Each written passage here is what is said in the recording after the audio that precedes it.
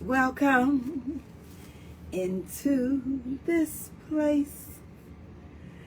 Welcome to this broken vessel.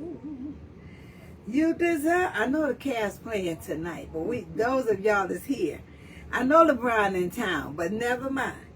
You desire to abide in the praises of your people.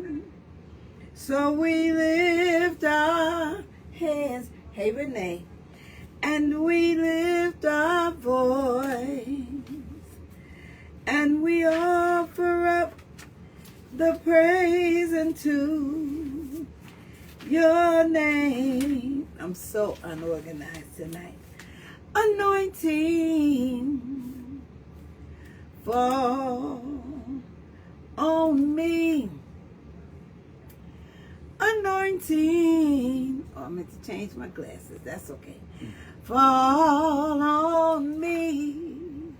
Y'all do me a favor. Go ahead and share. I have 2 guests tonight. Let the power of the Holy Ghost fall on me. Anointing fall on me. Father God, you're welcome into this space. I pray that you alone would be glorified, that you would use my lips of clay, give me what to say and how to say it. Amen. Hope Haven, this is Dr. Yvonne Pointer McCrary. How y'all doing? Thank you for excusing me last night, honey. Some days it's just can't do it. And I'm learning how to say that's okay. But welcome to the Hope Haven. What is the Hope Haven? It is the dwelling place of possibilities. It's where we come Monday through Friday since October 1st, 2016. We're a connection station. We hope for one another. We believe for one another. I want to say thank you for everybody, Renee and everybody who comes in. And I appreciate you so much. You don't have to do it. I just said we're going to give Dr. Pointer McCrary 1 hour of our time. Y'all are so sweet, and I appreciate you. Using wisdom. So anyway, listen, I'm going to just cut to the chase because I have 2 guests tonight. One was scheduled for last night, and it was so bad snowing. We was using wisdom like, don't do it. But thank God he's here tonight. I've known him for so long. But just hold on 1 second. I want to say thank you to everyone who donates to the mission that I have in Ghana. Thank you, Sonia Tolliver, for your donations today. If you would like to give to help me to feed and educate the children, $ Hope Haven 1. And God knows I appreciate you. You send me $50, $50 goes straight to Ghana. There's no middleman. Amen. Also want to say thank God for the Voices of Black Mothers United and the Woodson Center. So we appreciate that. We appreciate the prayers of the righteous for those who are standing in the need of prayer. I want to say he's a miracle working God. He's a miracle worker, and I appreciate it because I'm believing God for some miracles. Hi to Nia in St. Louis. How's the weather there? So anyway, would you all do me a favor and start tagging people on your page, start sharing, start letting people know that we are live in the Hope Haven. And my first guest, let me see this. I don't want to even try to give a introduction. I could just read off the back of his books. But I tell you what, you're in for a treat because I have Mr. J. Everett Pruitt. And I'm going to just turn the camera around. There we go. Come on in. How you doing? I'm good, thank you. Now, I know, we've been knowing each other a long time. But before, hey, Kim, you're going to enjoy this. Because how many books have you written? This is my 4th. 4th book. You cannot put them down. I'm just telling you. But before we get to what you do, I always like to have a little boy were you born in Cleveland? You got any sisters and brothers? Let's introduce them to who you are, not who you were, not who you are now. Okay, well, I grew up around here. You did? Yeah, I lived on Thornwood. Before that, on Olivet. Olivet is off 105th. Uh-huh. And Thornwood is down the street, down Lakeview. So, yeah, this is my neighborhood. Well, back then it was different, wasn't it? Oh, it was. It was. Yeah. It was a great place to be, though. Did you go to Glenville? I went to Glenville, went to Patrick Henry, Glenville, and played sports and so forth. And just had a great time with all the mentors I had. And who were some of your mentors? well, first of all, my parents. Uh-huh. Oh, talk to us about them. Oh, well, you know, I was blessed to have two strong parents. Okay. You know, my father had a real estate appraisal firm that he had for, I think he was like, for about 50 years. Back then? Back then. He started in 42.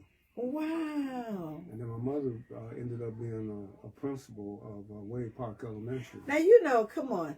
Because all we think about black people back then was cooks and but your parents were educated.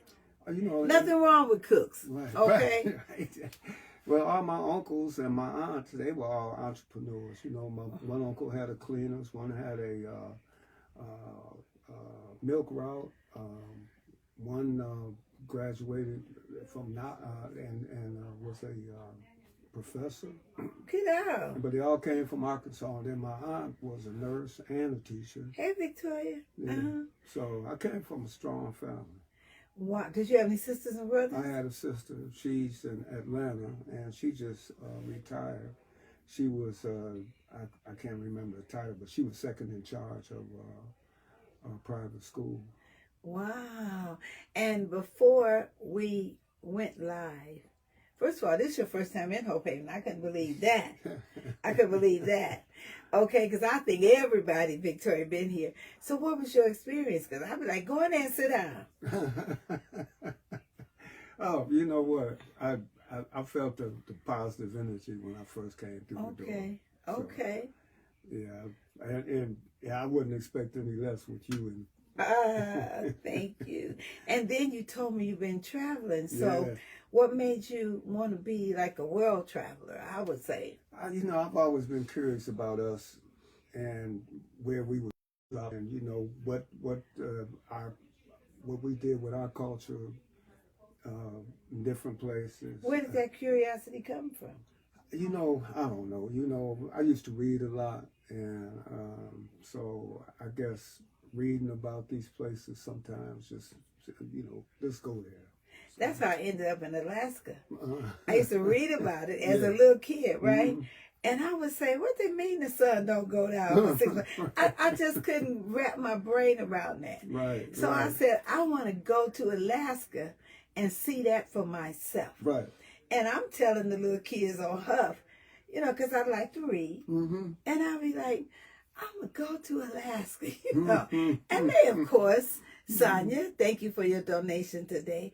They like, girl, you ain't going to no Alaska because to a little girl in the inner city, that's like, what? Yeah, some of Nobody us even never been think- out of the city. And you don't even think that kind of Right, stuff. right. Yeah. And so to talk about Alaska, and I would be like, well, the glaciers, and I was mesmerized by it. And I got to go. Sometimes you can think a thing until it becomes reality. That's right. Right? That's right. Right? So you were in Ethiopia, you were telling me about I was it. in Ethiopia. That was my last trip, and that was eye-opening. You know, the fact that this was the only country in Africa that was not colonized. Uh-huh. And they got in a war with Italy, and they used, and here's the interesting thing about that war. They used lions, cheetahs, they used bats. I'm not bats. Baboons? No, insects, bees. They used Bees. bees. Yeah, and wasps. And won the to war. fight, and won the war. Won the war. They used all natural. Wow. And the other part of it was Menelik II who was the emperor at the time. You know, they had History, the war, yeah. they had the warring tribes down there in the southern part of Ethiopia. And he and his wife went down there, united all these tribes, said, look, y'all need to stop fighting each other because we got a bigger battle we got to win. What? Yeah. They need him in the ghetto. That's it, right? Fighting what? Killing one another. Right, exactly. So you said they don't speak English there, though, right? Amharic is the language. Amharic. Yeah. Did you know any of it? No, I didn't even try. So your guide, though? Yeah, I had a guide. He spoke English, and I even played golf over there. I had a caddy. She was a real nice young lady. And so they got golf courses? They had one. Hey, Brenda. So you don't have people that even think about, I'm going to go to Ethiopia, right? No, I don't know anybody else that's been there. Wow. No, I was telling you where I'd like to go next, and I know when I say it, the people sound strange. Switzerland. Yeah, I want to go to Switzerland. Yeah. And only because every now and again on my Facebook page, the Swiss Alps pop up, and they're so beautiful. I'm like, my God. I said, and then they have a car driving through them, and I'm like, I gotta go. I gotta go. Yeah, okay, all right. Well, make sure you leave your number here. I will. What's some of the other places you've been to? Cuba. I was in Brazil, Bahia. Now, did you see the statue on Jesus? You know, No, Brazil? that was in Rio. Okay, Rio. Yeah, okay. I was where where they brought the most of the slaves in Bahia. So you following a slave? Yes. Yeah. So everywhere I go, I'm trying to hook up with my people. What do you say to the people today that try to diminish slavery and say that it didn't happen? And, you know, I even saw something the other day where they're taking signs off buildings that relate to slavery. They're trying to erase it. You can't erase history. You know, it's embedded. We know it, and that's what's important. Mm-hmm. You know, we need to know our history. Hey, Deontay. So if they can take down the symbols, but they can't take down the actual history. Right. Deontay, you're going to enjoy my guest because he's a 4-time author and an amazing writer. You know, I said I wouldn't be surprised if they tried to take Dr. King's statue down in Washington. I wouldn't be surprised. I wouldn't be surprised. Yeah, they're small like that, you know, and you almost feel sorry for them because, you know, all that hate that's inside, it's got to be eaten away at them, you know. That reminds me of the movie The Help. She said, ain't you tired, Miss Ellie? Yeah. Ain't you tired? So, you know, it's easier just to love. Right? You know, if you can share that, you know, we all become better people. But if you're trying to be a better person. Yes, you got to. You know, everybody ain't trying to be a better person.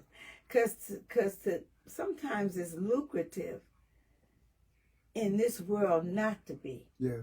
You know, they're almost setting this thing standard like you're not going to gain if you don't claw and steal and lie and cheat. Well, and, you know. That's why I mentored for 40 years, too, because, you know, these kids need to see that positivity. Sometimes they don't see it until they are introduced to a mentor. Right. You know, yeah. They don't see a successful person Yeah. until they introduced to a mentor. So I try to, you know, and I did not meet one kid that I was not able to reach. Wow. So that's something. Listen, Hope Haven, I have J. Everett Pruitt. What does J stand for? James, don't call me Jim. Don't call you Jim. And he has written 4 books. And I'm telling you, I don't know which one of them I read because I read so much. Probably read Snake Walkers. Snake Walkers, that's right. What's the name? My first book. Your first book. Mm-hmm. And you went to school. Did you take journalism, or where did writing come from? Writing came later. Uh-huh. Writing started about 2005, 2004 when I got serious, took some courses, and hooked up with some other writers, and so we had writing club for like about maybe 20 plus years. Wow. And So- all of y'all were writing books. Right. And each one of us is a published author. Wow. Okay, and so you're gonna be somewhere this Saturday. That's why I invited you. Y'all know how to do it, Hope Haven. I see stuff. I'm like, oh, come to Hope Haven. So you're gonna be at the East Cleveland Library. Right. That's our girl Rhonda Crowder. Shout out to Rhonda. And you're gonna be talking about your latest book. Now, which one is the latest? That's the latest. It's called A Life in the Sunshine. And I'm sorry, y'all, it's backwards. But why don't you walk us through the evolution of your first book to this one? Okay. Well, And what's the thread? okay. Well, you know, I did a videotape of my parents, a videotape interview. And so that got me thinking that, you know, I probably should write some of this because I heard, you know, when you only hear it if you ask the questions. Right. Because they don't talk about it. And so my father told me this story one time about my uncle in Wynn, Arkansas, walking across this plank because it was muddy. And a black person puts a white person puts their foot on the plank, then the black person has to step off into the mud or back Get up. out of here. Yeah. So This was real. this is real. Okay. So my uncle and my aunt were walking across the plank, and this white guy gets on. But I guess my uncle wasn't feeling it. We call him Uncle D.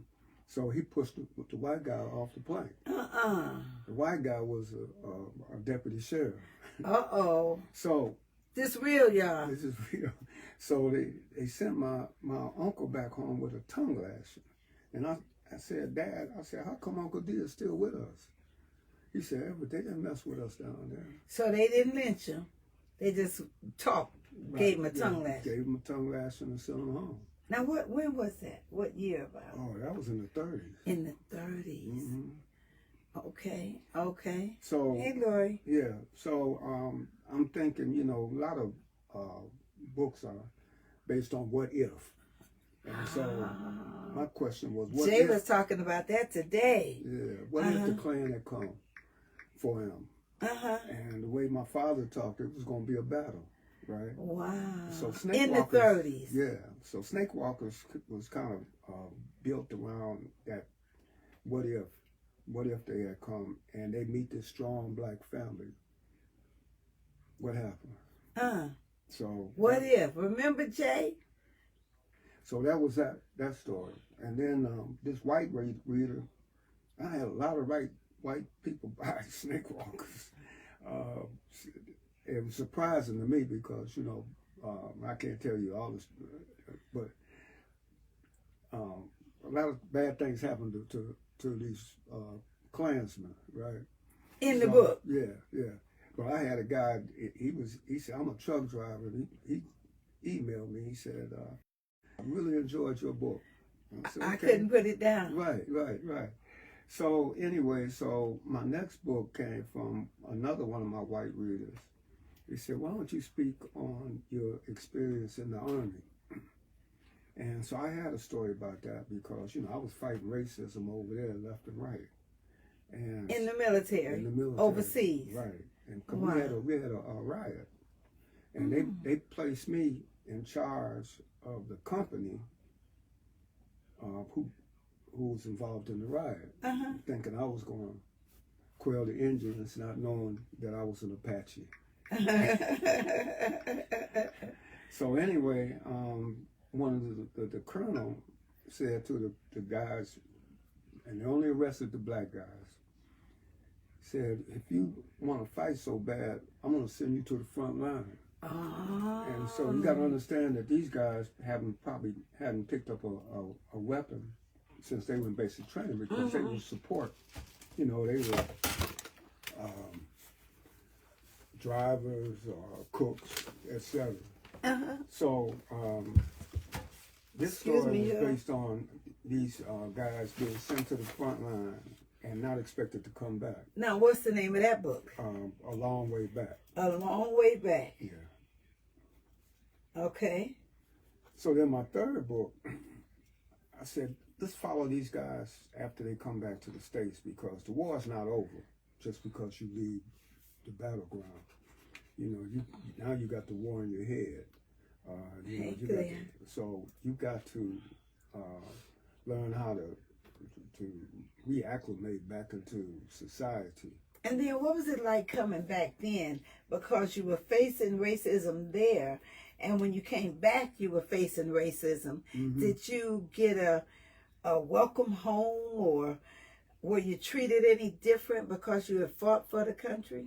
No, I didn't have that problem. For one reason, I took my Army stuff off before I got off the plane. Oh, okay. But only because I wanted to divorce myself from that, and that was one way of doing it. Oh, okay, okay. Dress back in your civilian clothes. So, but the only thing I was really looking for is the welcome from my family. The rest of it really didn't count. Okay. And so that, and then the other part of it is, just trying to, like I said, reacclimate, trying to get your head together. So were you in Vietnam? I was in Vietnam. Wow. Yeah. Mm. So that's the third book. That was called Something About Ann. Ann is she's a Vietnamese. Ah. And this brother, who's still, he's got PTSD. He's trying to get his head together. And he goes to a party and he sees this lady, and she's Vietnamese, so he's turned off by that because, he just fought a war against So he went to a party here? Yeah, he went to a party, where he was living. Yeah, okay. and it is in Cleveland. This takes place in Cleveland. So a lot of your books are actual circumstances. Yes. Okay. Yeah. Well, this one not so, because I didn't know anybody that did this, but anyway, they start talking and they find out that they have more in common, both being a victim of the war. Okay. Okay. And so, but what he doesn't know is her secret past, because she was a fighter for the North Vietnamese. Okay. Which is what the United States, that's who we were fighting, Ho Chi Minh. Okay. And so she was fighting for them. So he doesn't know that. But there's something else they didn't know, and that was that they were actually in combat. Oh. I mean, they shot at each other. So did they hook up in the... Don't tell it. Y'all got to get the book. Something About Ann. Mm-hmm. And your last book, A Life in the Sunshine. What is that about? Well, that's my story. Okay. There's a saying that when an elder dies, a library burns to the ground. Oh. And so I said, Y'all heard that, Deontay? I said, I need to write my story for my family. Okay. Because, they say trauma can be passed down from generation to generation. Well, post-traumatic slave syndrome, she wrote that. Yeah. And said Joy Guy Leary, her book, brought it all the way from slavery. Yes. And so, see, some of us are behaving because Big Mama them did believe that. Yeah. So, but just like trauma can be passed down, so can positivity. Oh. Okay. So that's what I wanted to write about, is like the positive experience I had with my family. A Life in the Sunshine. Yeah. And how do people get the books? Oh, well, they can go online and get it from my website, epruitt.com, EPREWITT.com. Somebody type that in for me. Okay. And it's on Amazon. Barnes & Noble has the audio. So if people like audio, you can get that. Wait a minute. I just saw a picture. Oh, okay. I was wrong. I thought that was somebody else. Oh. So, you might see somebody J. Everett Pruitt, A Life in the Sunshine. So you live in Cleveland. Mm-hmm. So born and raised. What do you do now? Do people want to get you to come and speak, or? Yeah, I've got some engagement coming up. You know, I got this at the East Cleveland Library. On this Saturday, you Yeah, are. 2 to 5. Melrose Eve, outstanding songstress is going to be there also. Melrose Eve. Yes. Oh, I need to get her in Old Haven. Yeah, she's dynamite. Wow. So is there a cost for it to No. get in? No, It's free. it's free. Y'all ain't got nothing to do on Saturday other than go to the East Cleveland Library. So you're going to be signing your books and Right. she's going to be performing. Yes. Wow. And there's going to be a question and answer between Rhonda and I. So, I mean, for real, this is a thick book. You got a lot to tell. Leaving it behind. Yeah. Then they said something about Africa, about our loved ones that transition. As long as you say their names, they're always with you. I believe that. Yeah. I believe that. Matter of fact, I talked about that in the first page. Maladomo Somé says, you know, that in the African belief, some African belief systems, they believe that their ancestors are just in another dimension. Wow. Why don't you do me a favor and read a couple of pages, if you Okay. don't mind? You No. need more light? No, I can read. Okay. Okay, between 1972 and 1982, my father and I worked together in his office on Cedar Avenue in Cleveland, Ohio. A few years after, he called me to the front office where 3 elder men stood smiling. I don't know how I knew them, but I did. They were my grandfather, my great-grandfather, and my great-great-grandfather. They quietly gathered around and hugged me. I remember it so vividly because I awoke that night feeling tearful, grateful, and energized. In his book of Water and Spirit, Malidoma Somé shared that in some African belief systems, our ancestors remain close, but in another dimension. I believe this because I felt their presence, and to me, their hugs affirmed my accomplishments and communicated their unspoken encouragement for me to forge on. When I spoke to an audience about my first novel, Snake Walkers, at Cuyahoga Community College, Tri-C, Eastern Campus Auditorium, filled with mostly white attendees, I began by gesturing to my right and to my left. I'd like you to meet my ancestors. You can't see them, but they've been with me every step of the way. After my presentation, a lady approached me and hugged me. She said, "You are so blessed." And she was right. My life has been a series of blessings, but it also has been fraught with pitfalls, self-inflicted wounds, life-threatening circumstances, and other adverse situations not always of my making. But in every unfortunate incident, I could feel the cumulative strength of my ancestors. Wow. Enable me to prevail.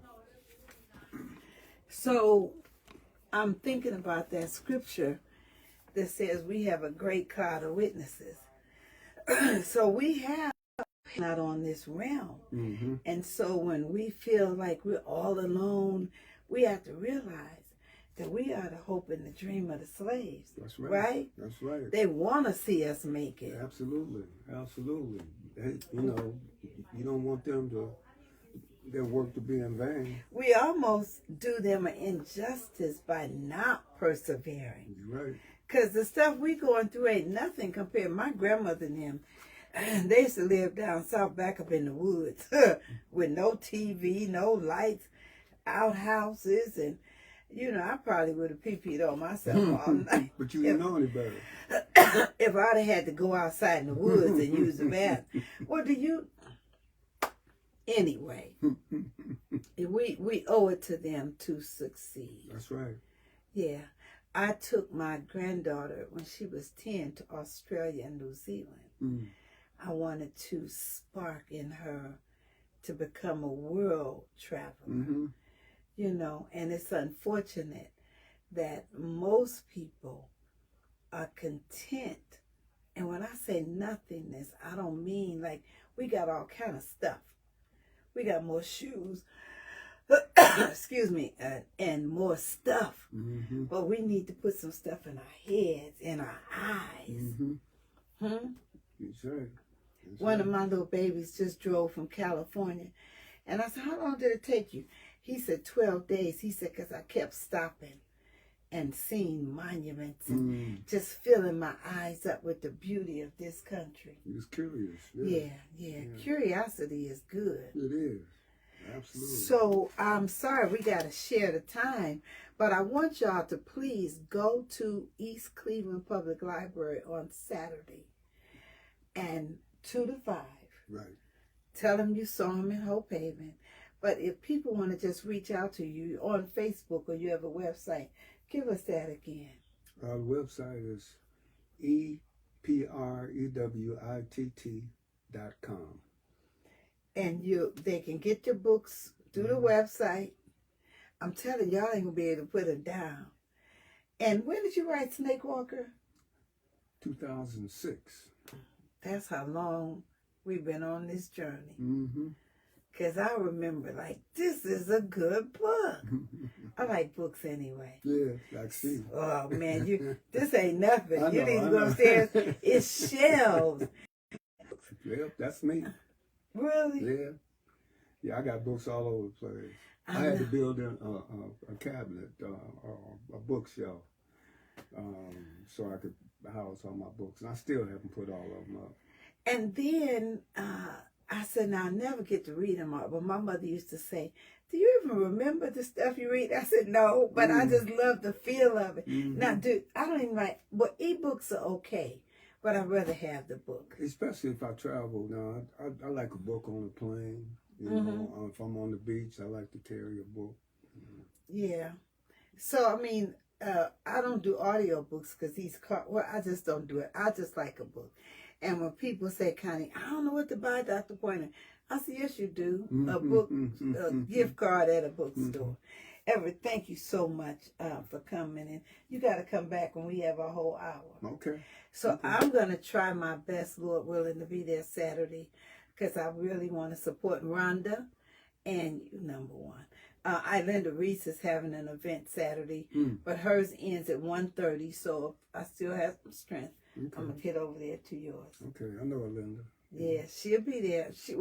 Her event, I think, is like 10 to 1:30 or something like that. Yeah, but thank you so much for coming. My pleasure, Yeah, Brian. and my niece going to see you out, and I got my next guest coming. All But right. come back anytime. Yeah. Okay. All right. Thank you. All right. I love you. I appreciate you so much. Okay. Okay. Hi, Lori. Okay. Tell her to come on in here. Okay. Hope Haven, listen. This is Dr. Yvonne Pointer. Wasn't that good? Deontay, if you're still here, you really need to get with him and some of these books. Like, I need another book. But I tell you what, it's a beautiful thing. Now, he was supposed to come last night, but the weather was so bad, we just squeezed him into tonight. But I have another guest coming, and I don't want to lose my books. I have another guest. She is here, and there's nothing like holding. I know. I want to say thank God for Victoria L. Davis and her broadcast and her going over the scriptures. She is such a phenomenon. And I thank God for Labina Flemings and Jay the Gospel Kid. And I thank God for Tamika Reed Sims. Tamika has an event coming up February 7th, I think. And so, I want to try to get her in while she's here. I just want you all to know, if you're doing anything, she cannot. Oh, good. Thank you, Mona. See, my niece Mona's a sweetie. I just want to say I thank God for you, Hope Haven. Do me a favor and share this to your page. Get his books. If you're in Cleveland, let's meet up at the library on Saturday. And like I said, Ilinda Reese is having a event Saturday morning. I'm going to put the flyer on my page for Ilinda. Okay? And my other guest, she's so cute. She broke her ankle or something. Tore my meniscus. Tore her meniscus. Watch that cord. Don't fall no more in here. Definitely. Here, Mona, put that out there now that you need it. No, I don't need it. Okay. Ain't nothing in it. Nothing in it. Hope Haven is Davida. But Davida, you've been here before, haven't you? Yes, ma'am. Okay. This is probably my third time. Is it your third time? Yes, ma'am. Okay, well, anyway, I'm going to act like you haven't been here. So why don't you, before we start, because she got 1,000 jobs, introduce yourself and then talk about the little girl, Davida. Now, let's don't even get into what you do now. Were you born in Cleveland? Yes, ma'am. I was born in Cleveland. Well, I'm Davida Russell. I was born in Cleveland in the St. Clair area. Okay. And I went to Collinwood High School. You know you look so cute. You know that, right? Let me just say that. Okay. Well, thank you. Okay. So you went to Collinwood? I went to Collinwood. I was supposed to. My mother did not want us to go to Glenville. She said she didn't want us going to an all African American school. Oh, Glenville was African American at that time. All African American. And she said we had to learn how to get along with all people, not just black people. So Collinwood still has some white people. More white people than black people. Wow. How did they treat you though? Not good. It was during the racial riots and during the racist times in the 70s. And so African American kids had a hard way to go. But we learned how to fight there. Really? We learned how to take up for each other, watch out for each other. And eventually we end up getting friends and gaining friends. And after all of the riots stopped. Wow. You know, now that I think about it, that we lived on Huff during the Huff riots. And it was still white people in that neighborhood. But they didn't want their kids playing with us. I remember that. Yeah. So, so it was a rough time. Me and Jeff Johnson, we did a little short video last week because Collinwood is closing. Yeah. And we went back to reminisce and him talking about what I'm doing now. And was talking to him about what he's doing now and how a lot of people that... Stephanie went to Collinwood, did she? Yes. Yeah. And... he talked about people who have went to Collinwood, did great things, and that me and him is still out on the ground fighting. Now, what are they going to do with that building? Did they say? They didn't say what they're going to do with the building, but according to Jeff, they would love to try to keep it because it's such a historic building and it's such a beautiful, everybody remembers Collinwood for the tower. Yeah. Yeah. Yeah. They might turn into some apartments, maybe, like they did Luladale. Oh, it could be. Well, y'all heard it in Hope Haven, right? So I don't know what the fate of Collinwood is as of right now, other than it will be soon closing. Wow. Now, your mother, was she a teacher, did I remember? No, my mother actually stayed at home. Okay. Most of the time, and then because my father worked at General Motors. Okay. And she wanted to do something. She didn't want to stay at home any longer. So she actually became a school bus driver. Okay. For the developmental disabilities to match our school schedule. Okay. So back then, and still now, if you have kids in school, it was a good job in the summer. Have Christmas breaks with them and spring breaks, and while they're at school, you're at home, you're at work, and then when they're home, you're home. So it was a good job for her to be able to watch us, by both of us being girls. So you have a sister? I have a sister, yes. Okay. So that's what my mom did, and she became the first union president for the county bus drivers. So is that how you got into the union? Yes. We might as well just skip on over there.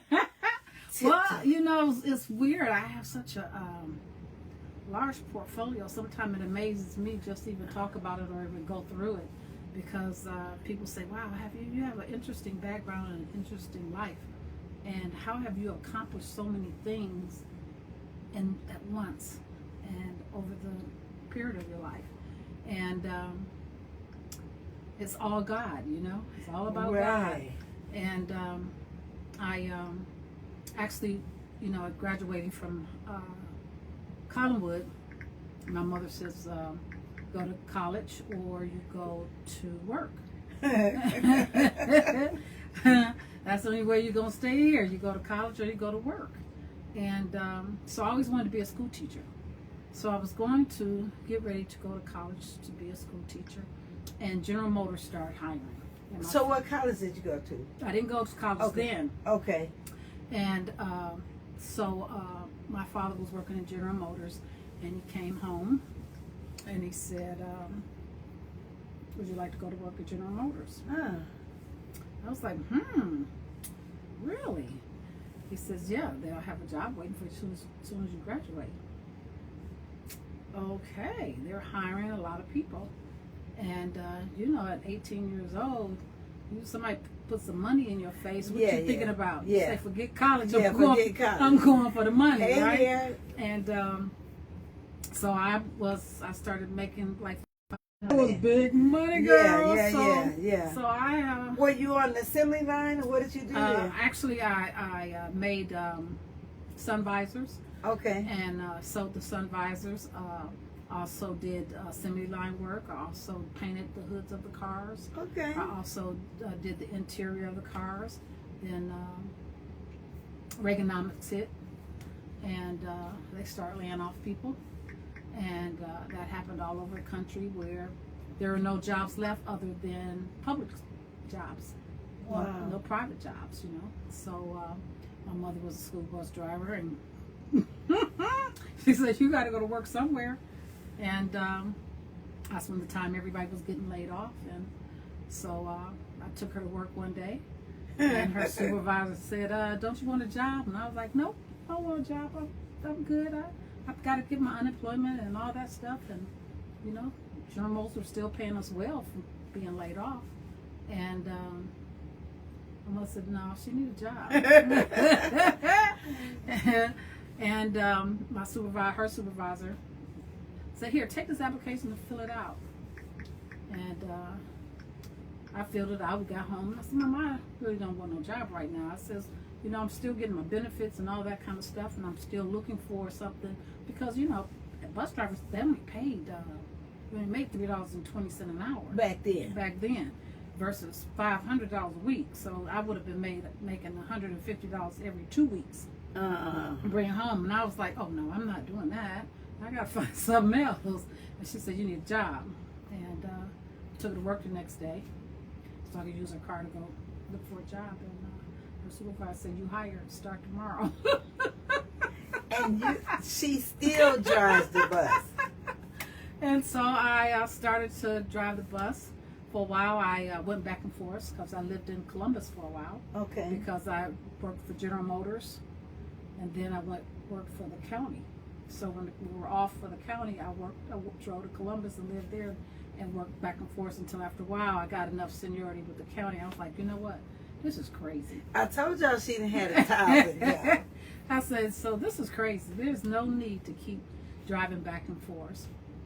And then with my Collinwood and being an advocate and a fighter, and so the job actually, I became the union president of the transportation workers, and I no longer drove the bus anymore. I became the administrator of the union and represented all of the school bus drivers and all of the workers. It was 300 of us at the time.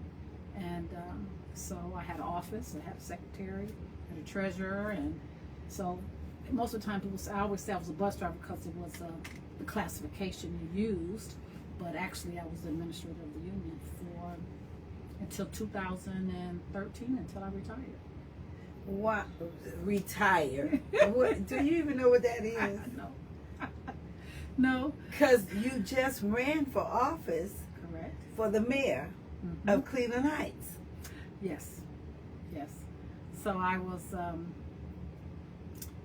Huh. Yeah, I tell you something.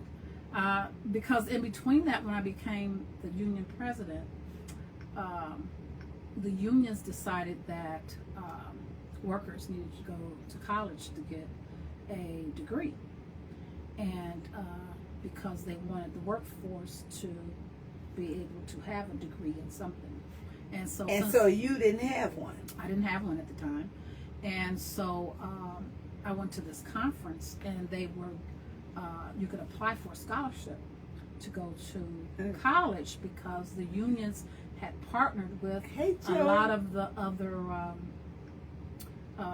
colleges in Silver Springs, Maryland, where union workers could actually go to college and get their bachelor's or master's degree. So I knew I was going to stay in the union, and I knew I was going to be fighting for workers. So I decided to apply, and I actually won a free scholarship, girl. I think your life has an order. Yes, I totally won a total free scholarship.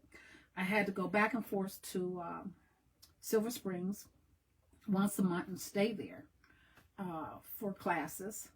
And girl, I locked up for 2 years in my house and didn't come out just to go to work.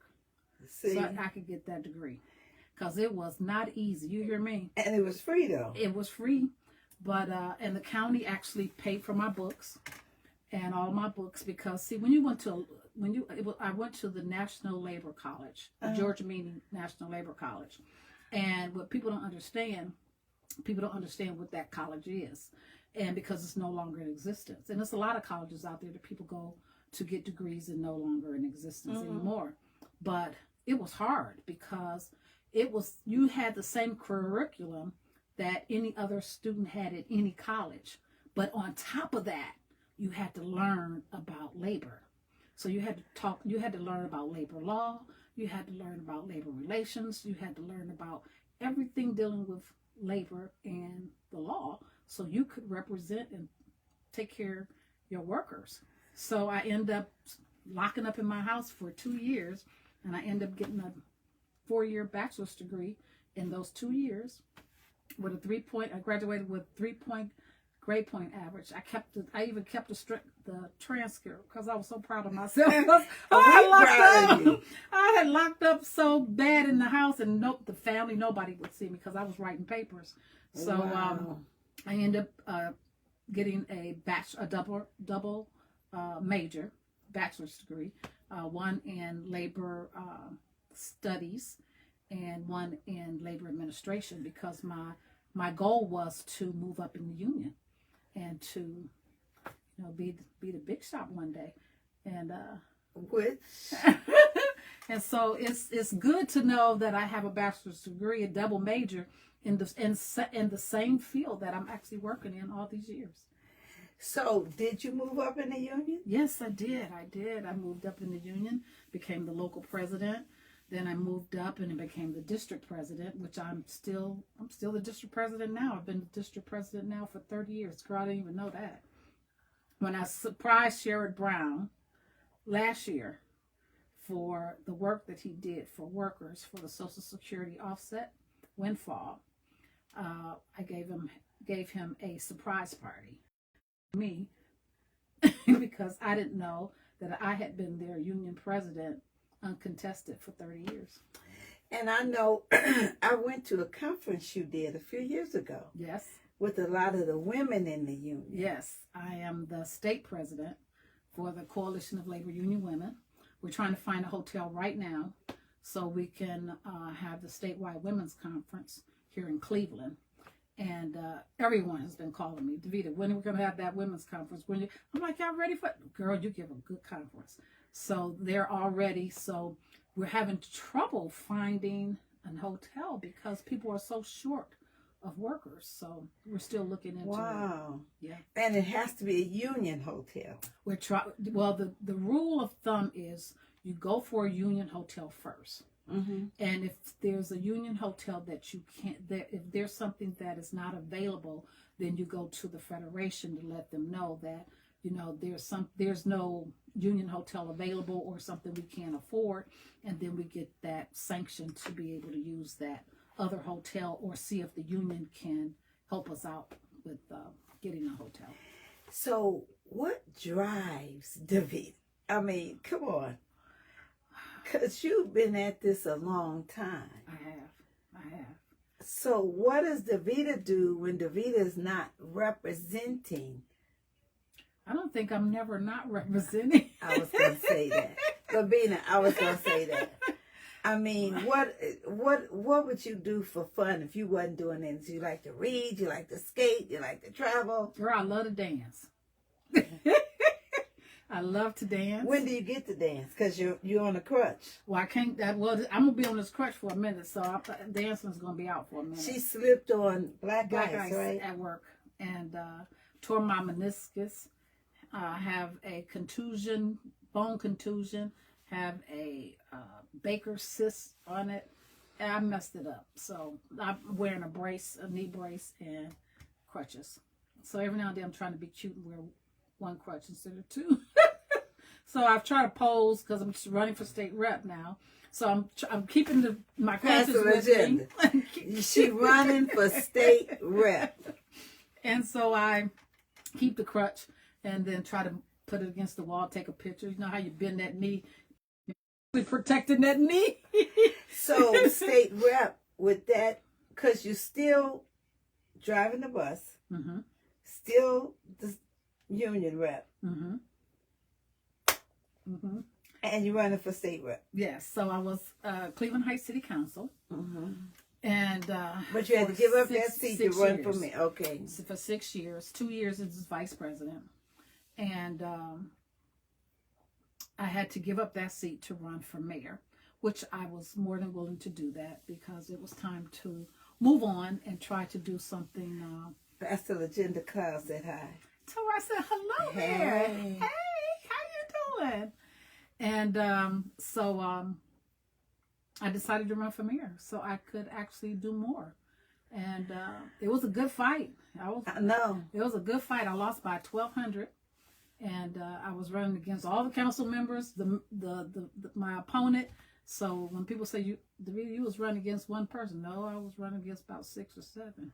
So, but it was a good race, and I learned a lot. You did? I learned a lot. Oh my God, I learned a lot. I learned a lot about my city.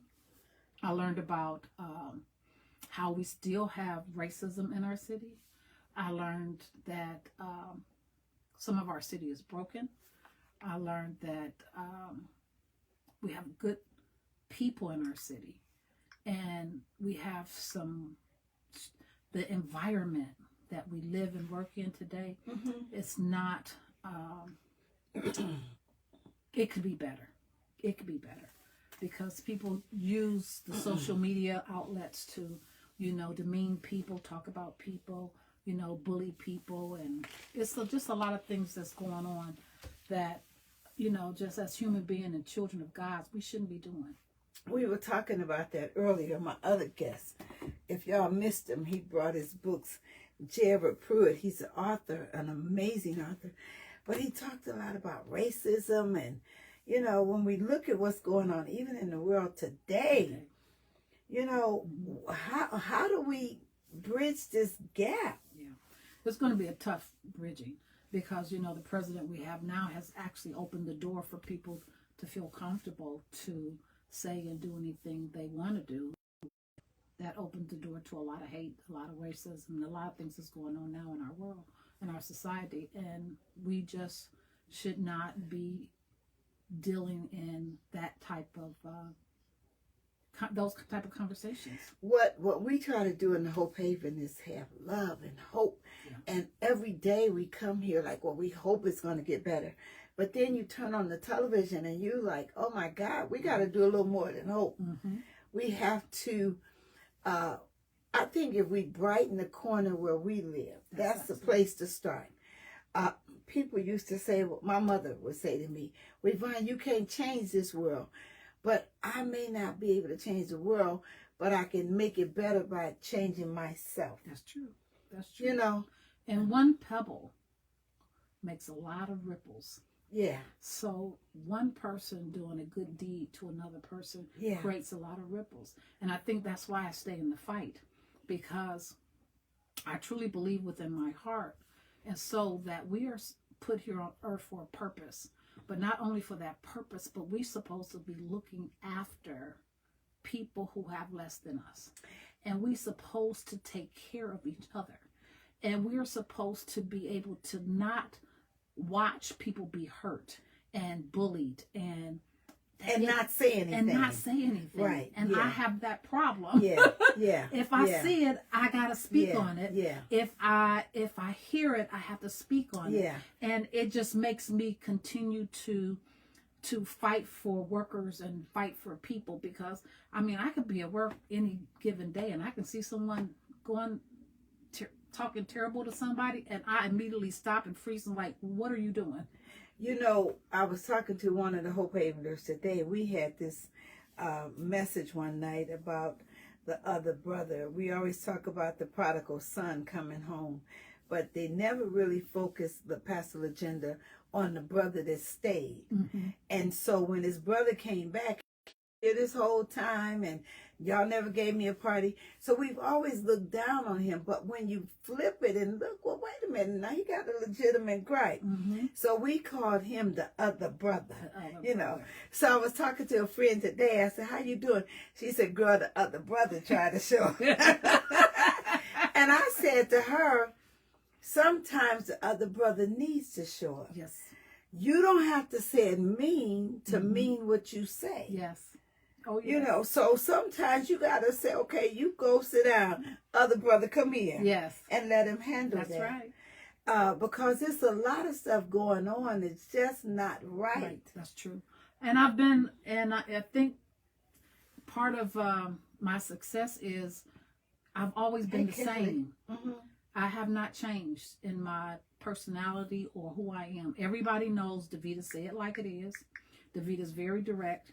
Davita is very passionate about what she does. Yeah, that's but what we know about you. I don't baby people. You know what I'm Yeah. saying?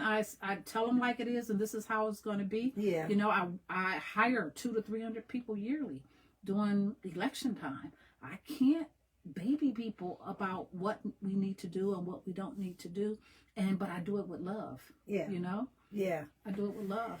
We were talking about that today. Sometimes the way to help a person is not to help them. Yes. And that's difficult, especially, I said, I'm a reformed enabler. Mm-hmm. Because I'll enable you to a default of my own. That's true.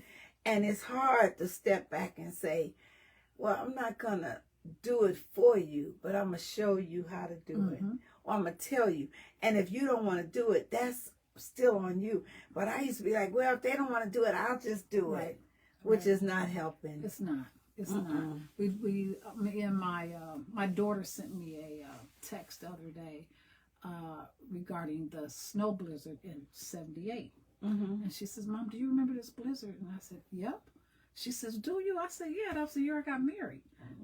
And she says, I can't believe all the snow. I says, girl, we used to walk to school in that snow. Yeah. I says, And one of those schools canceled. I said, but back then we were tough. Mm-hmm. We were really tough. I says, but you all today, you're not as tough as we was back then. And just like we weren't as tough as the people who were picking cotton. You know what I'm saying? Hey, Kelly. Each generation Gets weaker. It gets weaker and weaker and weaker. And we went to school for lunch. You came home and you went back. That's right. And you walked. That's right. That's right. And believe me, from 127th in St. Clair to 159th in St. Clair was a hell of a walk. And then you know what though? The schools was in the neighborhood though. So, and then you walked in groups. You know, That's true. you had your friends. I don't know. I was talking to a young man the other day, and he said, he called me Grandma. He said, Grandma, I struggle with social anxiety. And because he went to an event with kids and stuff, and he couldn't stay. Okay. And so I hadn't heard that term, but then I was watching an award show the other day, and they showed one of the Jonas Brothers standing outside by this tent, and this big brouhaha going on inside. And they said he was out there because he struggles with social anxiety. Don't like to be around a crowd of people.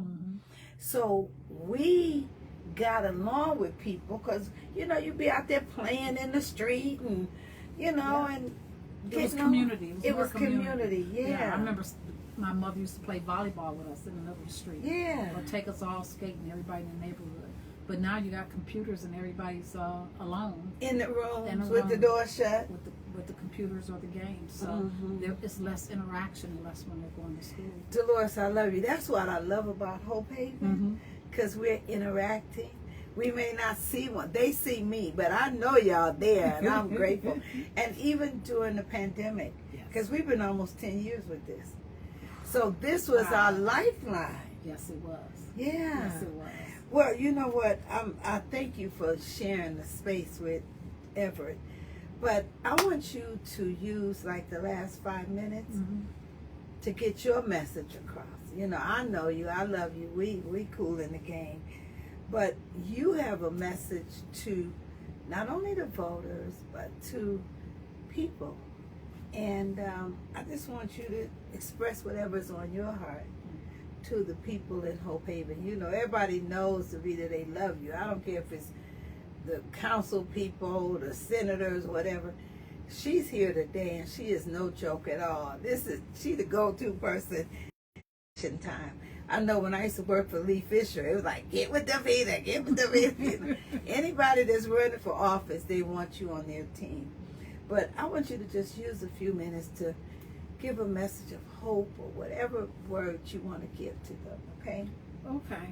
Well, I just want to say that life is short, and we have to enjoy every moment that we're here on earth, and we have to make the best of it. But in the same time, we have to find our purpose and our peace and our happiness. And my walk of life is justice, fighting for the underserved, building our communities, making life a little better for those who can't make it for themselves. A lot of people say, well, Davita, she's a bus driver, but in actuality, I'm a bus driver by choice, not because I have to. Because it's always good when you're representing people to be able to experience every day what they experience. So that's how you stay connected. That's how you stay relevant with people that you serve, so that you feel what they feel, the anxiety they feel every day, you're able to feel it. And so I'm a labor leader from the state as well as Northeast Ohio. I represent classified school employees in every school except Cleveland. I'm a bus driver, and I love being a bus driver. Because a lot of people take that as a negative, but it's a great profession, and people should respect people with jobs that people look at as somewhat demeaning or don't have a purpose. But believe me, I bet you during that pandemic, when them buses wasn't taking your kids to school, everybody was looking for a bus driver. So respect those jobs, those minute jobs. Also, I want people to know I've been a council person for 6 years, 2 years in leadership, and I chose to run for mayor to be able to help my community even more votes. So it was close. Everybody know we were in a fight for the seat. I was not running against my opponent. I said we were running for an open seat. I don't like claiming you're running against an individual, because you're not.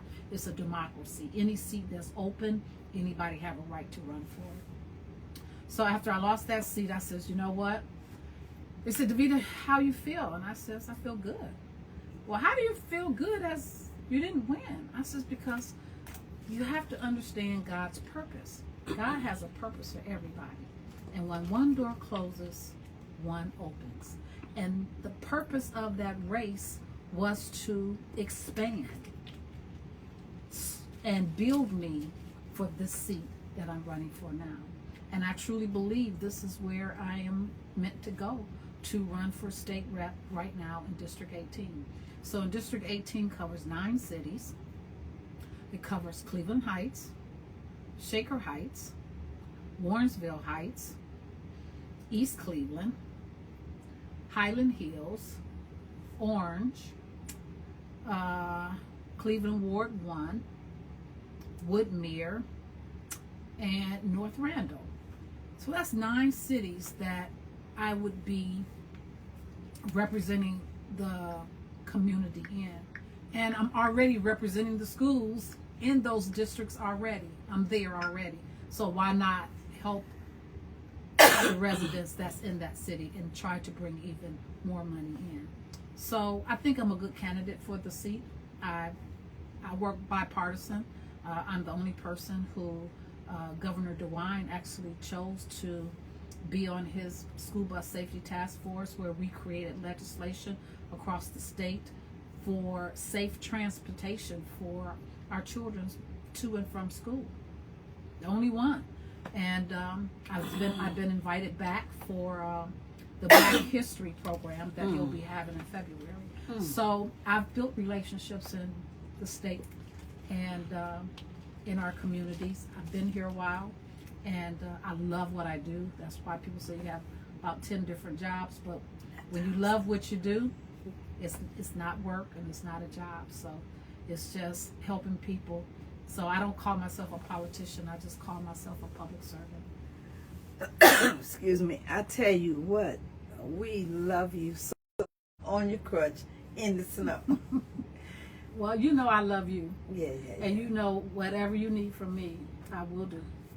And so when I get ready to get this conference together, I will be calling you, madam. Yeah, because I think we were on some kind of panel last time, Yes, right? yes, we were. Yes, Okay, we were. okay. And I'm quite sure everybody who's running will want to be at that conference, because it'll be sometime, hopefully in June, if we can find a hotel. You will, Yeah. because we're going to have it in Cleveland. Yes, ma'am.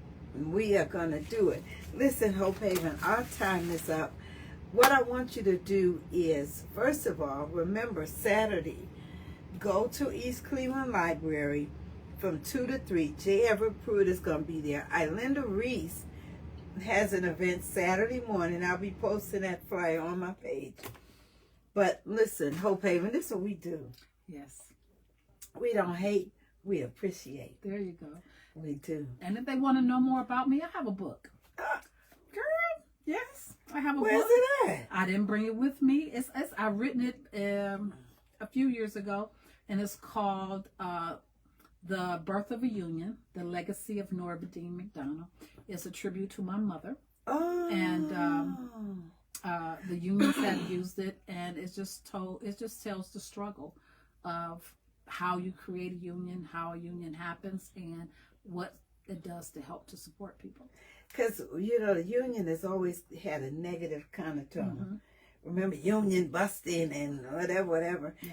So I remember years ago, my mother worked at St. Luke's Hospital, and she didn't pick it because she needed to work. And I remember they were like threatening the people and all kind of stuff. So you got to come back and talk to us about what's like. Yeah, because the unions need to have a positive light. And right now, everybody wants to belong to a union just because of what's happening out here. And I am who I am because of the union. So is the union still protective of their... Yes, very protective. Very protective. And, people have to understand what people need to understand is whatever they have in their workplace, even though they don't belong to a union, the union provided that for them. Wow. The union provided non-union people with the tools they have in their workplace, and companies gave it to them to keep them from actually having. Now that I think about it, she's a union rep. Mm-hmm. So, hey. Yes. And she's always like, I got to go doing something with the union. Okay. Yeah. Because that's a big deal. It is. I've traveled all over the country with the union, representing. I even went to Brazil. I represented Cleveland under Mayor Jane Campbell in Brazil, and represented Cleveland as one of the union leaders. Yeah. See what y'all get when you come to Hope Haven? Kim, write that story. Anyway, thank you, Davida. We love you, so much. and we hope that you win. Thank you so State much. rep. Is that an unopposed seat? Or? No, it's 5 people in the race. Okay. So anyone who's listening in those 9 cities I mentioned, I would love your support. The election is the primary. And you know we don't like to vote in primary elections, but I need you to vote this primary election, which is May 5th. I need you all to go to the polls and make sure you vote State Rep Davita Russell, District 18. And do you need volunteers or? I would love to have volunteers. How do people get in touch with Well, you? you can get in touch with me at Russell, RUSSELL, the number 4, State Rep, STATE, Rep, REP, 18 @gmail.com. Somebody put that out there. Say it again so they can get it. Russell, number 4, State Rep, 18 @gmail.com. You heard it, Hope Haven. For your homework assignment, I think she said people don't like to vote. Maybe you need to really do some research on how important voting was to our ancestors. Yes. And Everett said it. We really can have an obligation. Anyway, don't start me to being political. We love you, Hope Haven. Tomorrow night we have a huge, I think Joy Billups is coming. Yeah, he is coming tomorrow night. Let's see. We might have, anyway, Joy Billups is coming. Joy, I don't know why I had it down for today, but it's tomorrow. So we'll see you tomorrow, Hope Haven. God bless. Bye-bye.